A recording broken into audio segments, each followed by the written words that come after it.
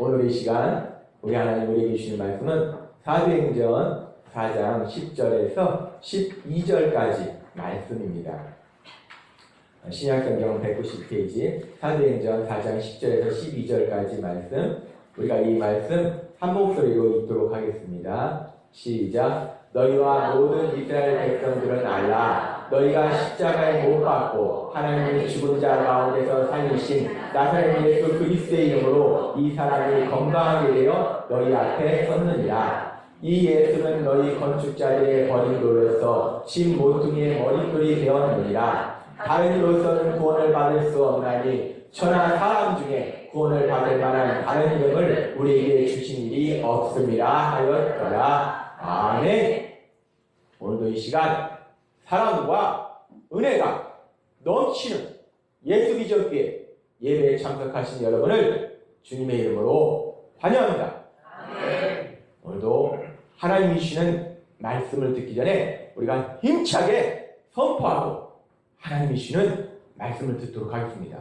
내게 능력 주시는 나의 주님 안에서 내가 모든 것을 할 수 있느니라. 다같이 선포하겠습니다. 내게 능력 주시는 나의 주님 안에서 내가 모든 것을 할 수 있느니라. 아멘.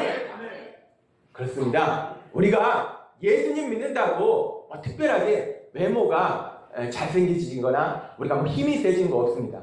그러나 우리가 예수님을 믿을 때 세상 사람과 다른 것은 더 이상 우리가 내가 가진 지식이나 물질이나 능력이 우리를 승리케 하는 게 아니고 나를 사랑하신 하나님, 그 하나님 우리를 그 주님의 사랑 안에 거하게 하시고 세상을 창조하신 능력, 죽은 자를 부활하신 능력, 그 능력이 우리에게 임할 때 우리의 삶을 승리로 인도하실 걸 믿습니다.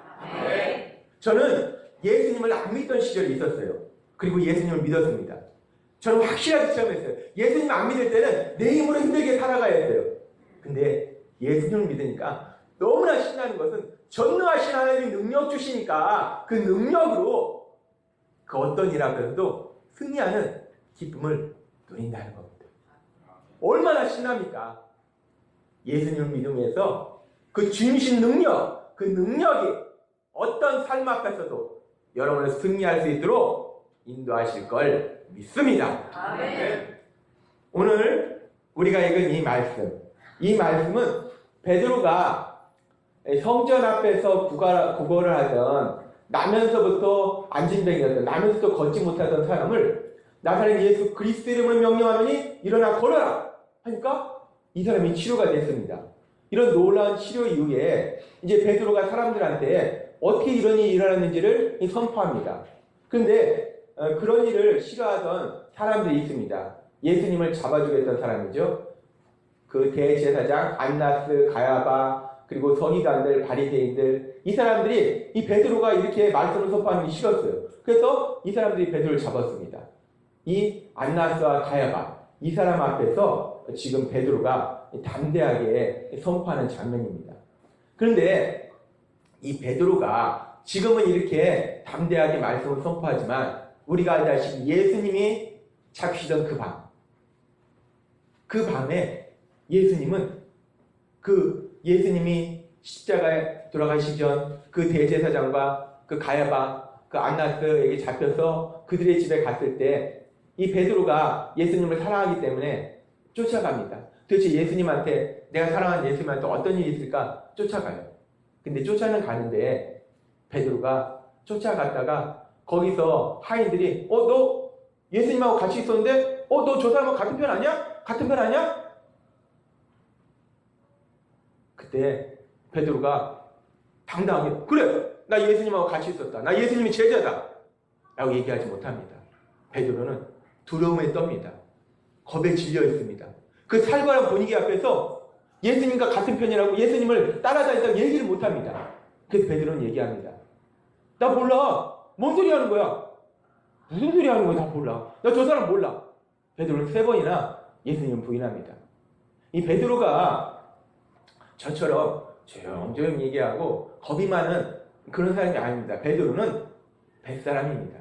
거친 바다에서 그 생명을 걸고 고기를 잡던 뱃사람입니다. 아마 제가 생각할 때 수염도 턱수룩하고 머리도 흥그러지고 덩치도 좋고 우리가 뱃사람은 거칠잖아요. 말도 거칩니다. 그럼 거칠었던 베드로예요. 괄괄했던 베드로입니다. 우리가 성경에 보면 베드로의 성격이 나옵니다. 근데 그런 거친 베드로도 그 분위기 속에서 너무나 무서운 거예요. 말 한번 잘못했다가 나도 죽겠구나. 그 뱃사람 베드로도 두려움에 무서움에 떨면서 예수님을 모른다고 부인했습니다. 그랬는데 그렇게 두려움에 떨던 그렇게 무서워했던 그 베드로가 지금 이 안나스와 가야바 이들이 누구냐면은 예수님을 십자가에 못 박는 일에 앞장섰던 주동자들이었습니다. 가장 앞장서서 했던 그 주동자, 그 대제사장 안나스와 가야바 그들 앞에 서서 지금 베드로가 뭐라고 얘기하냐면 사도행전 4장 10절에 이렇게 얘기합니다. 너희와 모든 이스라엘 백성들은 알라. 너희가 십자가에 못 박고 하나님이 죽은 자 가운데 살리신 나사렛 예수 그리스도의 이름으로 이 사람이 건강하게 되어 너희 앞에 섰느니라. 지금 그 예수님을 죽이는데 앞장섰던 가장 무서운 사람들 안나스와 가야바 그 사람들 앞에 섰는데 그 앞에서 베드로가 얘기합니다. 바로 너희가 예수님을 죽였다. 십자가에 못 박았다. 그런데 하나님이 예수님을 살리셨다. 예수님은 살아나셨다. 예수님은 부활하셨다. 그 예수님의 이름으로 너희가 죽인 그 예수님의 이름으로 이 병자가 치료됐다. 라고 베드로가 담대하게 얘기합니다. 예수님이 잡히던 그 밤 두려워서 나 예수님 몰라 라고 했던 그 베드로, 겁에 질렸던 베드로. 그런데 그 베드로가 지금 그 예수님을 죽이는 일에 앞장섰던, 어떻게 보면 죽였던 그 안나스와 가야바 바로 그 사람들 앞에서 담대하게 니네가 죽였잖아. 근데 예수님은 살아나셨어. 라고 얘기한다는 겁니다. 엄청난 변화가 있습니다. 베드로가 180도 바뀌었어요. 도대체 뭐가 이렇게 베드로를 180도 바꿨는가? 어떤 일이 있었기에 그렇게 두려움에 떨던 그 베드로가 그냥 담대하게 니네가 죽였잖아. 그랬다가 그 사람들이 자기도 죽일 수 있는데 무엇이 죽음조차 두려워하지 않도록 이 베드로를 변화시켰는가? 요한복음 20장 1절에 이렇게 말씀합니다.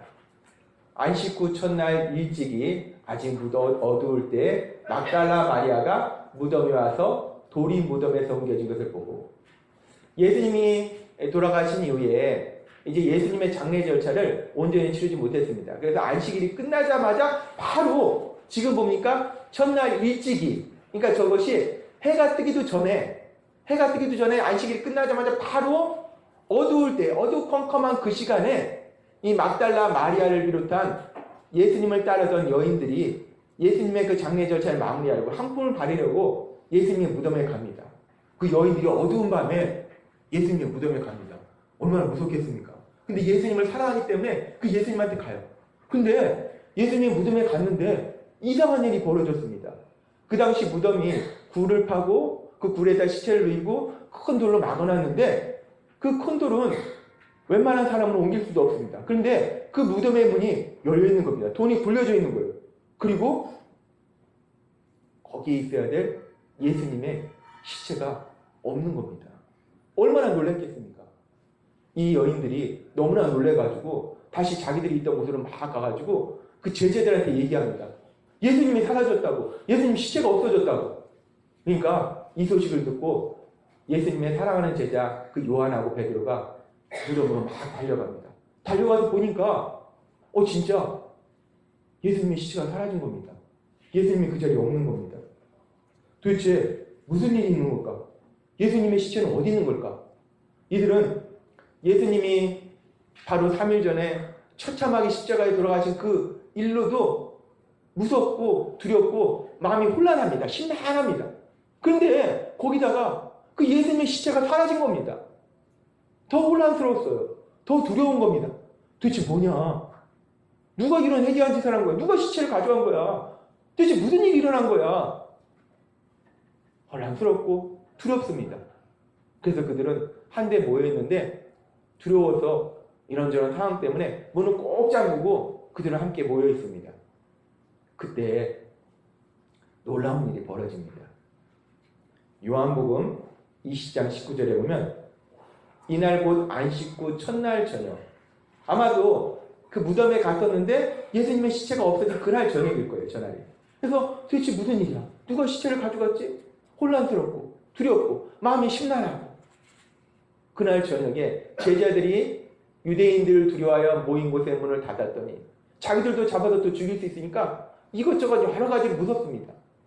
그래서 문을 꼭 닫고 있는데 예수께서 오사 가운데 서서 이르시되 너에게 평강이 있을지어다. 예수님이 그들 앞에 나타난 겁니다. 이 상황에 대해서 누가복음 24장 37절은 좀 자세하게 설명하고 있습니다. 그들이 놀라고 무서워하여 그 보는 것을 영으로 생각하는지라.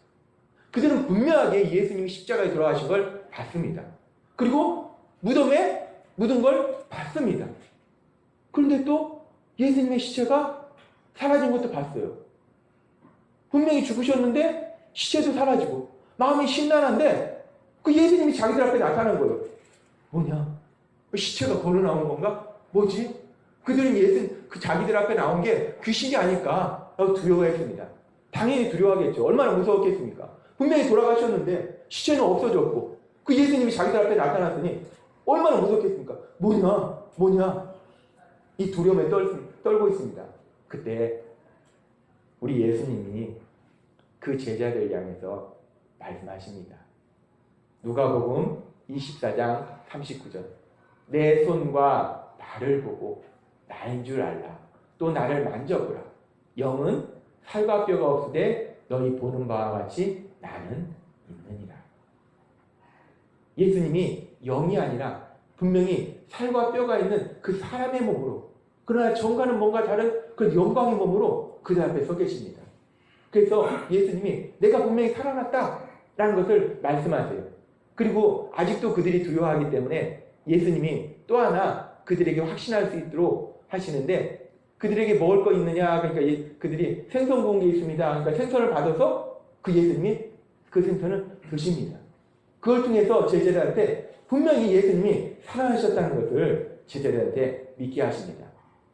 예수님은 십자가에 돌아가셨습니다. 그런데 그 예수님은 분명하게 살아나셨음을 믿습니다. 그 예수님은 부활하셨습니다. 지금 이 제자들은 그 부활하신 예수님을 만납니다. 그리고 예수님께서 본인이 부활하셨음을 다시 한번 명백히 보여주실 뿐만 아니라 가장 중요한 그 말씀을 통해서 다시 한번 제자들에게 말씀하시는데, 누가복음 24장 44절부터 예수님이 이렇게 말씀하십니다. 또 이르시되 내가 너희와 함께 있을 때에 너희에게 말한 곧 모세의 율법과 선지자의 글과 시편에 나를 가리켜 기록된 모든 것이 이루어져리라 하리라 한 말이 이것이라 하시고, 이에 그들의 마음을 열어 성경을 깨닫게 하시고. 성경 우리가 아무리 많이 읽어도 우리 하나님이 그 말씀을 깨닫게 하시지 않으면 우리가 그 온전한 뜻을 모른다는 겁니다. 마음을 열어 깨닫게 하시고, 또 이르시되 이같이 그리스도가 고난을 받고 제3일에 죽은 자 가운데서 살아날 것과 또 그의 이름으로 죄사함을 받게 하는 회개가 예루살렘에서 시작하여 모든 족속에 전파될 것이 기록되었으니 너희는 이 모든 일의 증인이다. 예수님께서 성경에 메시아로 예언되신 그 예수님이 이 땅에 오셔서 죽으시고 부활하실 것이 성경에 기록되어 있다, 예언되어 있다 라고 다시 한번 말씀하십니다. 지금 예수님께서 이렇게 자신에 대해서 말씀하십니다. 우리가 다시 처음으로 돌아와서 도대체 무엇이 베드로를 180도 다른 사람으로 변화시켰는가? 그것은 바로 예수님의 부활입니다. 예수님의 부활이 베드로를 180도 다른 사람으로 변화시켰습니다. 그들은 예수님이 십자가에 돌아가실 때 이제 모든 것이 끝났다 라고 절망했습니다. 그들이 예수님을 통해서 정말 이 이스라엘이 새로운 강대한 나라로 새롭게 변화될 것이라 기대했는데 그 예수님이 십자가에 허무하게 죽으신 거예요. 그렇기 때문에 이제 그들에게 모든 것이 끝난 겁니다. 한없는 절망 속에 빠져 있었어요. 그런데 그 예수님이 살아나신 겁니다. 그 예수님이 부활하신 겁니다. 이 베드로와 제자들은 그 부활하신, 다시 살아나신, 죽었다 살아나신 그 예수님을 만났습니다. 그리고 베드로는 180도 변화된 삶으로 나아갑니다. 우리가 여기서 한 가지 또 하나 의문이 생깁니다. 그래, 베드로가 부활하신 예수님을 만났어. 근데 이 예수님의 부활이 뭘 의미하길래 이렇게 강력한 역사를 이루는가? 예수님의 부활이 의미하는 건 무엇인가? 예수님의 부활은 무엇을 의미하는가? 사도행전 2장 23절에서 24절에 이렇게 말씀합니다. 그가 하나님께서 정하신 뜻과 미래하신 대로 내준 바 되었거늘 너희가 법 없는 자들의 손을 빌려 못 박아 죽였으나 하나님께서 그를 사망의 고통에서 풀어 살리셨으니 이는 그가 사망에 매여 있을 수 없었습니다. 이 베드로 사도가 선포하는 장면인데 우리가 분명하게 아는 것은 예수님께서 죽으셨다가 살아나셨다는 겁니다. 근데 우리가 죽음이 어디에서 오는지를 압니다. 죽음은 죄 때문에 죽음이 온다라고 성경은 말씀합니다. 예수님께서 죽었다 살아나셨다, 부활하셨다는 것은 뭘 의미하냐면 예수님께서 죄가 없으시다라는 것을 말씀한다는 겁니다. 죄가 없으시기 때문에 죄로 인한 그 죽음이 예수님을 붙잡을 수 없었다는 겁니다. 그렇기 때문에 예수님은 부활하셨다는 겁니다. 예수님의 부활, 이 예수님의 부활이 말씀하신 것 중에 아주 중요한 것은 예수님은 죄가 없으시다. 그럼 따라서 우리에게 어떤 결론이 나오냐? 예수님이 죽으신 것은 내 죄를 대신해서 죽으셨다는 것을 다시 한번 확인할 수 있다는 겁니다. 또한 이 예수님의 부활이 의미하는 것 중에 아주 중요한 것은 그가 사망에 매여 있을 수 없습니다. 사망이, 죽음이 예수님을 붙잡을 수 없었다는 겁니다. 죽음이 예수님의 왕로로 살 수 없었다는 겁니다. 그건 뭐냐면 예수님이 죽음 위에, 예수님은 하나님의 아들이시고 하나님이시기 때문에 죽음이 예수님을 붙잡을 수 없었다는 겁니다. 이 부분에 대해서 로마서 1장 4절은 더 명확하게 말씀합니다. 이 말씀 한번 우리가 같이 읽도록 하겠습니다. 시작. 성결의 영으로는 죽은 자들 가운데서 부활하사 능력으로 하나님의 아들로 선포되셨으니 곧 우리 주 예수 그리스도시니라. 아멘. 예수님의 부활은 예수님이 하나님의 아들이시다, 예수님이 하나님이시다 라는 것을 증거한다는 겁니다. 마태복음 16장 16절에서 베드로는 놀라운 고백을 합니다. 근데 우리가 나중에 예수님 붙잡히신 장면을 보면은 이 고백이 이 진실된 고백은 아니라 그냥 얼떨결에 한 것 같아요. 그때 고백합니다. 주는 그리스도시요 살아계신 하나님의 아들이십니다. 근데 살아계신 하나님의 아들이시라고 고백하고 그 살아계신 하나님의 아들을 모른다고 베드로가 부인합니까? 말이 안 됩니다. 아마 얼떨결에 고백을 한 것 같아요. 그런데 얼떨결에 고백을 했는데 주는 그리스도시요 살아계신 하나님의 아들이시다라고 얼떨결에 고백을 했는데 지금 예수님의 부활을 통해서 베드로는 예수님이 그리스도시고 하나님의 아들이시는구나 라는 것을 체험하게 된다는 겁니다. 이 예수님의 부활을 통해서 예수님의 하나님이심을 우리에게 분명하게 다시 한번 명백하게 말씀하고 계시고 또 이 예수님의 부활이 주는 아주 놀라운, 우리에게 너무나 좋은 의미가 있습니다. 디모데후서 1장 10절 현대어 성경으로 보면 이렇게 말씀합니다. 우리의 구세주 예수 그리스도께서 오심으로써 우리에게 알려졌습니다. 그리스도께서 죽음의 권세를 깨뜨리시고 주님을 믿고 의지하는 사람에게 영원한 생명으로 들어가는 길을 열어주신 것입니다. 죽음의 권세를 깨뜨리시고 예수님의 부활은 죽음에서 승리하신 겁니다. 예수님의 부활이 의미하는 중요한 의미는 죽음에서 승리하셨다는 거예요. 그리고 이 죽음과 관련돼서 또 말씀하는 성경의 말씀이 있는데 히브리서 2장 14절은 이렇게 말씀합니다. 자녀들은 혈과 육에 속하였음에 그도 또한 같은 모양으로 혈과 육을 함께 지니심은 죽음을 통하여 죽음의 세력을 잡은 자 곧 마귀를 멸하시며, 죽음의 세력, 죽음의 권세를 잡은 게 마귀라는 겁니다. 사단이라는 거예요. 근데 이 사단 마귀가 우리 삶 속에 어떤 일을 행하는가? 요한복음 10장 10절에서 예수님께서 명백하게 말씀하십니다. 이 도둑이 결국은 이 사단 마귀인데 도둑이 오는 것은, 사단이 오는 것은 도적질하고 죽이고 멸망시키는 것뿐이고, 이 사단은, 이 도둑은 우리에게 와서 하나님의 은혜 주신 것을 도둑질합니다. 우리를 죽음으로 이끌어가도록 죄에 미혹되도록 만듭니다. 우리를 멸망시키도록 만들어요. 그런데 예수님의 부활은 죽음에 승리하신 것이고, 이 죽음의 권세를 잡은 사단에게 승리하신 거라는 겁니다.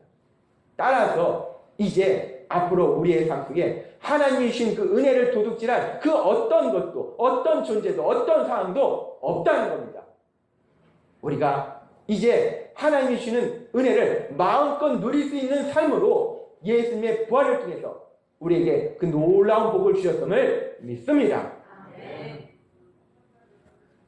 예수님께서 자신이 이루실 그 십자가의 죽음의 승리를 아시기 때문에 이 십자가를 지기 전 미리 제자들에게 말씀하십니다. 요한복음 16장 33절에 이렇게 말씀합니다. 이것을 너희에게 이르는 것은 너희로 내 안에서 평안을 누리게 하려 합니다. 세상에서 너희가 환난을 당하나 담대하라. 내가 세상을 이겼노라. 예수님은 부활을 통해서 죽음에서 승리하시고 죽음의 권세를 잡은 사단에게 승리하셨습니다. 그러면서 예수님 말씀하십니다. 너희가 세상에서 환난을 당하라. 사실은 성경에서 이런 말씀을 빼야 됩니다. 성경은 말씀대로 이러시잖아요. 왜 환난을 당하나라고 예수님 말씀하실까? 너희가 세상에서는 좋은 일만 가득 있으나. 이랬으면 우리가 맨날 좋은 일만 있고 맨날 기뻐할 텐데 예수님 분명히 말씀하십니다. 그러나 예수님은 우리 현실을 아시기 때문에 말씀하세요. 너희가 환난을 당하라. 우리가 살다 보면 이 말씀이 진리라는 걸 깨닫습니다. 우리가 살다 보면 이런 일 저런 일, 수없는 환난이, 수없는 고난이, 수없는 눈물이 우리 삶 속에 다가옵니다. 그러나 예수님은 말씀하십니다. 내가 승리했다. 담대하라. 라고 예수님이 말씀하신다는 겁니다. 예수님이 승리하셨기 때문에 담대하게 그 어떤 환난 앞에서 나아가는 여러분이 되시기를 바랍니다. 아멘. 우리에게 가장 무서운 게 뭘까? 가장 두려운 게 뭘까? 우리가 가장 무서워하는 게 뭡니까? 어떤 사람은 돈 없는 게 제일 무섭다고 하더라고요. 돈 없는 거 무섭습니다. 어떤 사람은 아내가 제일 무섭대요. 아내 무섭습니다.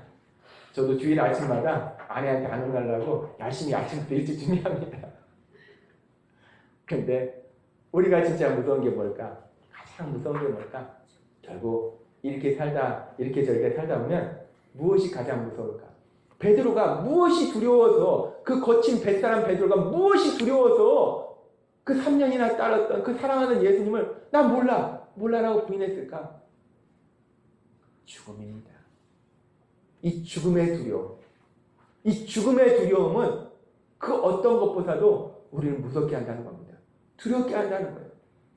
그래서 우리가 이런저런 세상의 역사 속에서 보면 당당하게 나아가다가 죽음 앞에서 무너진 많은 사람들을 봅니다. 죽음 앞에서 변해가는 사람들을 봅니다. 죽음은 우리에게 너무나 큰 두려움이라는 거예요. 그런데 지금 이 말씀은 너무나 우리에게 큰 소망을 줍니다. 이 부활은 우리를 가장 두렵게 하는 이 죽음으로부터 승리라는 겁니다. 죽음으로부터 승리. 로마서 6장 5절은 그 예수님의 부활과 나하고는 어떤 관계인가? 근데 예수님은 부활하셨어요. 우리가 믿어요. 근데 그 예수님 부활하신 것이 나하고 무슨 상관이 있지? 예수님 부활하셨대. 나하고 무슨 상관이 있지? 그 부분에 대해서 명확하게 사도 바울을 통해서 하나님 우리에게 말씀하십니다. 놀라운 약속의 말씀입니다. 이 말씀을 우리가 함께 읽도록 하겠습니다. 시작. 만일 우리가 그의 죽으심과 같은 모양으로 연합한 자가 되었으면 또한 그의 부활과 같은 모양으로 연합한 자가 되리라. 아멘. 우리가 예수님 믿을 때 성령 하나님 우리에게 오셔서 그 성령 하나님이 예수님이 하신 일들을 우리 삶 속에 그대로 이루어지게 하세요. 그 예수님과 우리가 하나 되도록 연합하도록 만들어주시는 게 성령 하나님의 역사세요. 그 성령 하나님의 역사에 의해서 우리가 회개하고 예수님 믿을 때 우리가 예수님처럼 십자가에서 우리가 죄에 대해서 죽는 그 예수님의 죽음과 연합하는 그런 역사가 일어납니다. 죽는 역사가 일어나요. 그래서 바울은 고백하잖아요. 내가 그리스도와 함께 십자가에 못 박혔나니 라고 고백합니다. 우리가 성령님의 역사에서 예수님이 십자가에 돌아가실 때 나도 그 자리에 함께 죽는, 내 죄에 대해서 죽는 그 역사가 일어납니다. 그런데 여기서 끝나는 것이 아니라, 죽는 거에서 끝나는 것이 아니라 놀라운 역사가 일어나는데, 그 죽으신 예수님이 3일 만에 부활하셨어요. 우리가 예수님과 연합할 때 놀라운 약속인데, 그 부활하신 예수님과 연합해서 나도 부활하는, 나로 새로운 피조물로 변화되는 놀라운 역사를 체험한다는 겁니다. 그 예수님의 부활이 나의 부활이 되는 역사를 체험한다는 겁니다. 여기 계신 여러분의 삶 속에 예수님의 부활이 여러분의 부활이 된 놀라운 은혜를 체험하고 계심을 믿습니다. 아멘. 우리가 예수님의 부활이 우리 부활이 됩니다. 우리를 가장 두렵게 하는 죽음이 있습니다. 부활은 죽음으로부터 승리예요. 근데 예수님이 죽음에서 승리하신 그 부활이 나의 부활이 될 때 이제 나도 그 죽음에서 승리하는 그 승리를 누릴 수 있는 삶으로 우리 하나님이 인도하신다는 겁니다. 얼마나 놀라운 복입니까? 그 죽음, 우리를 가장 두렵게 하는 그 죽음으로부터 승리하는. 그렇기 때문에 이 부활의 놀라운 역사로 인해서 두려워서 난 예수님 모른다고 벌벌 떨었던 그 베드로가, 그 안나스와 가야바, 그 예수님 죽이는데 앞장섰던 그 주동자들 앞에서 너희가 예수님 죽였잖아. 너희가 죽였어. 그 앞에서 눈 똑바로 뜨고 그 바로 앞에서 얘기합니다. 누가 두려웠겠습니까? 그 바로 앞에서 너희가 예수님 죽였잖아 라고 그 베드로가 얘기했을 때 그들이 가슴이 철컥 내려앉았을 겁니다. 무서웠을 겁니다. 그렇게 베드로가, 두려웠던 베드로가 변화되는 놀라운 역사를 체험합니다. 죽음에서 승리한 그 부활이 예수님 믿는 사람의 부활이 되기 때문에 베드로는 담대하게 변화되는 그런 역사를 체험합니다.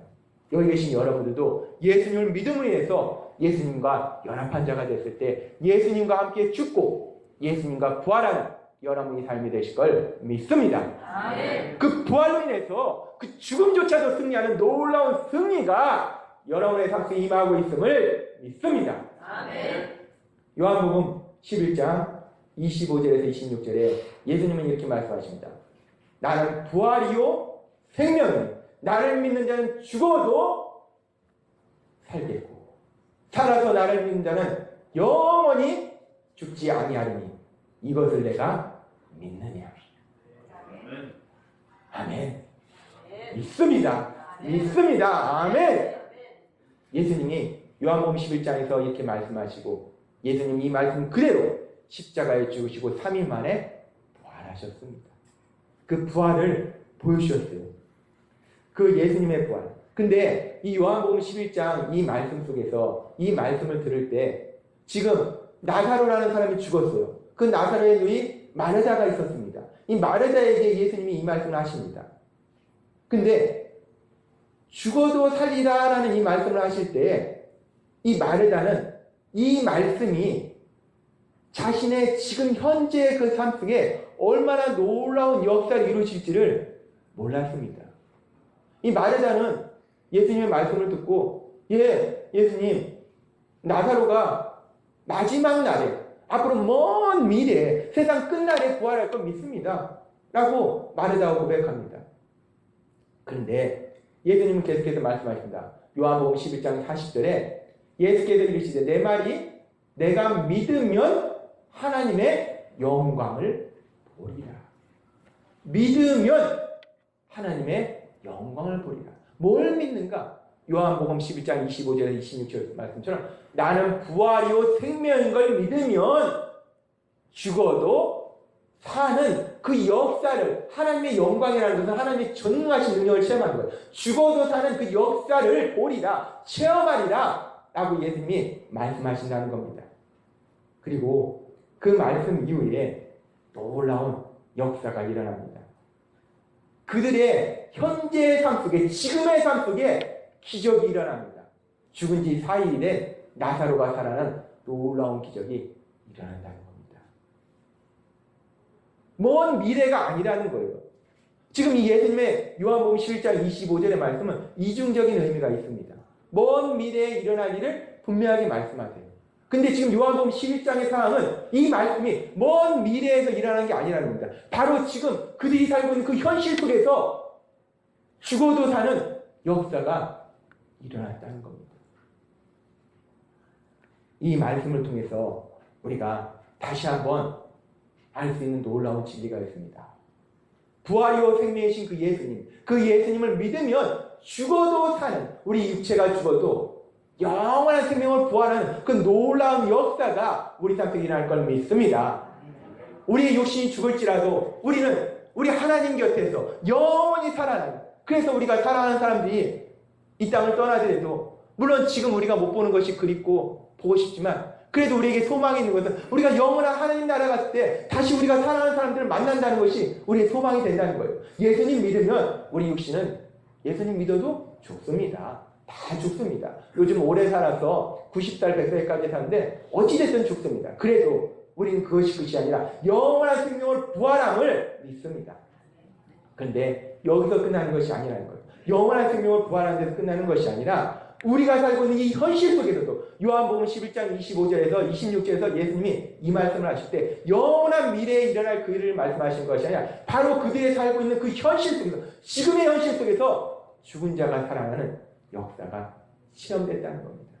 우리가 예수님이 부활이요 생명이심을 믿을 때 죽어도 살아나는, 죽음 같은 고통의 상황에서도 살아나는 놀라운 승리를 시험하게 될 걸 믿습니다. 삶의 영역 근심으로부터 승리할 걸 믿습니다.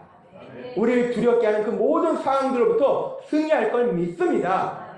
미움으로부터 승리하고 분노로부터 승리하고 원수로부터 승리하게 될 걸 믿습니다. 살다 보면 원수가 아니라 왼수 있습니다. 왼수 만납니다. 그러나 죽음에서 승리하신 그 부활이 내 부활이 될 때 그 원수한테, 그 왼수한테 승리하는 놀라운 역사가 일어날 걸 믿습니다. 절망에서 승리하는 역사가 일어날 걸 믿습니다. 예수님은 말씀하십니다. 나는 부활이요 생명이니 나를 믿는 자는 죽어도 살겠고. 왜? 무엇이 베드로를 변화시켰는가? 두려움에 떨던 그 베드로가 그 예수님 죽였던 그 안나서 가야바, 자기도 죽일 수 있습니다. 예수님도 죽였는데 베드로 정도 죽이는 건 우습죠. 눈 똑바로 뜨고 얘기한다. 네가 죽였잖아. 그러나 예수님은 살아났다. 얼마나 간단히 선언했겠습니까? 뭐냐? 지금 뭐야? 베드로를 변화시킨 그 놀라운 역사는 예수님의 부활이었습니다. 그 예수님의 부활이 베드로를 담대한 사람을 변화시키는 승리를 시험케 하셨음을 믿습니다. 지금 살아오는 가족 나사로 죽었어요. 죽어서 사인이 됐습니다. 그 사랑하는 젊은 나이에 죽었기 때문에 그 마르다와 마리아는 너무나 마음이 아팠어요. 너무나 슬펐습니다. 근데 그 마리아와 마르다가 예수님을 믿었어요. 부활이신 생명이신 예수님을 믿었어요. 그랬을 때 그들의 삶 속에 그 말할 수 없는 슬픔이 놀라운 기쁨을 변화되는 승리를 시험하게 됐음을 믿습니다. 예수님의 부활은 승리입니다. 부활은 승리를 의미합니다. 왜 예수님의 부활이 중요한가? 예수님의 부활은 승리이고 죽음으로부터의 승리이고, 근데 예수님을 믿을 때 그 예수님의 부활이 내 부활이 되고, 따르는 나도 그 죽음조차도, 죽음 같은 그 어떤 고통의 상황조차도 반드시 승리하는 삶으로 우리 주님이 인도하실 걸 믿습니다. 우리가 이것을 믿을 때 우리는 담대하게 선포합니다. 다 덤벼. 뭐든지 다 덤벼. 예수님의 부활이 내 부활이야. 뭐든지 다 덤벼. 나는 승리하리라. 나는 반드시 승리하리라. 우리가 선포하게 된다는 겁니다. 나는 반드시 승리하리라. 한번 여러분들 같이 선포했으면 좋겠습니다. 나는 반드시 승리하리라. 다 같이 나는 반드시 승리하리라. 그렇게 하면 승리가 안 됩니다. 손을 꽉 쥐고 어떤 일 앞에서도 누가 날 무너뜨려도, 어떤 것이 날 눈물 나게 해도, 어떤 절망이 내 앞에 다가와도, 나를 발로 짓눌러도 나는 승리하리라. 다시 한번 담대하게 선포하겠습니다. 나는 승리하리라. 시작. 나는 승리하리라. 아멘.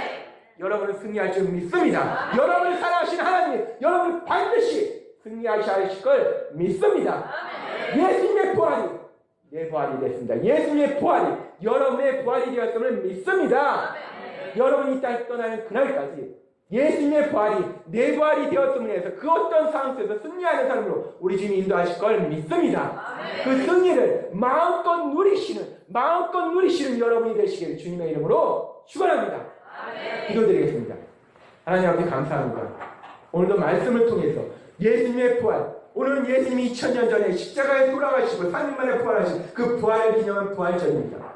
왜 예수님의 부활이 그렇게 중요한가? 예수님의 부활이 나에게 무엇을 주는가? 예수님의 부활, 그 예수님의 부활은 우리가 예수님 믿을 때 그 부활이 나의 부활이 되고, 예수님의 부활은 죽음에서 승리고 죽음조차도 승리한다면 우리가 이 땅을 살아가는 동안 그 어떤 삶의 문제 앞에서도 반드시 승리하게 될 걸 믿습니다. 그 부활의 승리를 마음껏 누리는 우리 모두가 될 수 있도록 역사해 주옵소서. 예수님의 이름으로 감사하며 기도드립니다. 아멘. 이 시간 우리가 주여 한번 모시고 동성 기도하실 때, 주님, 오늘 주신 이 말씀이 나에게 주신 말씀을 믿습니다. 내가 지금 이 땅 살아갈 때 나를 두렵게 하는 게 있습니까? 염려하게 하는 게 있습니까? 눈물 나게 하는 게 있습니까? 주여, 예수님의 부활이 내 부활이 되었음을 믿습니다. 그 부활의 승리를 누리게 하옵소서. 주여 한번 부르시고 동성을 기도하십니다. 주여!